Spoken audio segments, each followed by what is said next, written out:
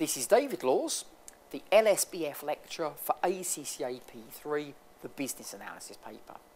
We are working our way through the June 2011 question 1, which can be downloaded from the ACCA's website.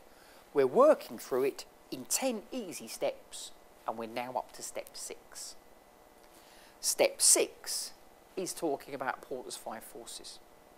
In part A of the question, the requirement was to analyse the macro environment, which we have done because we did PESTLE, and also to look at the industry environment, which is what we're going to do now because we're going to look at Porter's 5 forces.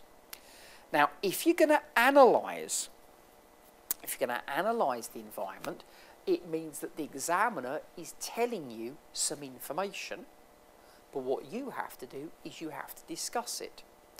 Now, Porter's 5 forces, one of the big things there is competition. And in the question, we are told about some rival products. So we've got the Eco, which is the car that our company makes. We've got the Kyusha. I have no idea if that's how it's pronounced, but that's how I'll pronounce it. And we have the Exdos Hybrid C. Whatever. So the idea is we've got some rivals, and we have to think about Porter's 5 forces. How will this affect us? So, if you have a look at the numbers we've got there, we've got things like, for example, the Eco is the most expensive. How will that affect us? You've got things like the range of the car. The Eco does 160 kilometres. The Kyusha does 550 kilometres. The Exdos does 1200 kilometres. You've got things to do, for example, the speeds.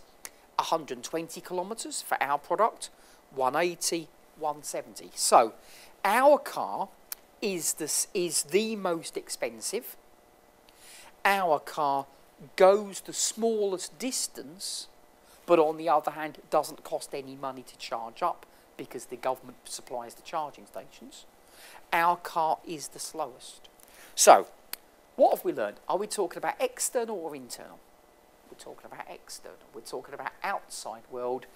Macro or industry? Well, now we're talking about our rivals.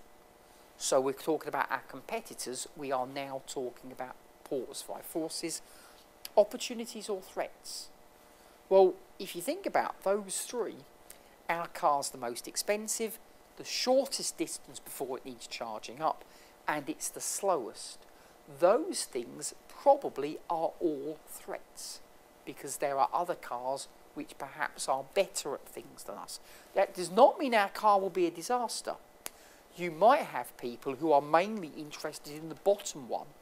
Okay, you can't go very far before you need to charge the car, but it is an electric car. The running costs will be much lower than putting petrol in the car. So just because there are some things that are worse does not mean that nobody will buy our car at all. But the question is saying, let's look at your rivals. So in step 6, find the clues in the question. If you're told about rivals, that must be Porter's 5 forces. How might they affect the business in the future? Now, I didn't put it on the screen, but one of the things that you discover when you look at those potential rivals is they haven't gone into production yet. They are going to, but they're not there yet. So, at the moment, those two aren't rivals, but they could easily become rivals. What will that do to our sales? Will it increase them? Probably not. Will it decrease them? I think that one is much more likely. So, we need to be thinking in part A, when we're doing strategic analysis, we need to be thinking about what's happening next. What is going to happen in the future? So it looks from step 6 as though even if we are able to make money today, it might become more tricky in the future.